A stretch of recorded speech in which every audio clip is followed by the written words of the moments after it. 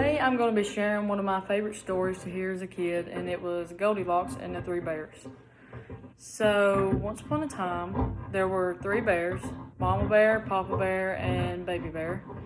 And they all live in a cabin in the woods. And so, one day they got really hungry, so they made themselves some porridge. And they all sat down at the table, and they realized that their porridge was way too hot to eat at the moment. So they decided to go for a little walk.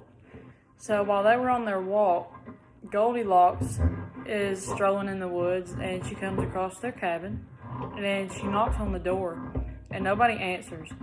So she just opens the door and goes in. Well, she was hungry too, and she saw the porridge out on the table. So the first seat that she went to was Papa Bear's seat. And he has a really big seat and a really big spoon and a really big bowl of porridge. But when she goes to try it, she realizes it's way too hot. So then she moves on to Mama Bear's seat.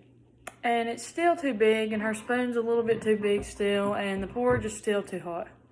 So then she moves on to the Baby Bear's porridge, and the seat's just right, and the spoon's just right, and the porridge is just right. So she has her own little meal. Well, then she realizes that she gets tired. So she goes upstairs to where they all sleep, and first bed she comes to is Papa Bear's bed. Well, she realizes that that bed is way too big for her. So in order to get more comfy, she goes to Mama Bear's bed, which it was a little bit better, but it's still not what she wanted. So then she goes to Baby Bear's bed, and it's just right. So then when all the bears get done walking, they come back home, and Baby Bear says, "My food's gone." So they walk upstairs, and they notice that somebody's been through the house. So when they go upstairs, Baby Bear is looking around, and Mama Bear and Papa Bear are all looking around.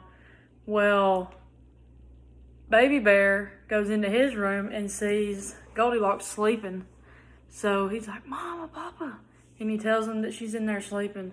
Well, she hears them, and she wakes up, and then she runs out of the house. And then the bears just go back to their normal lives. The end.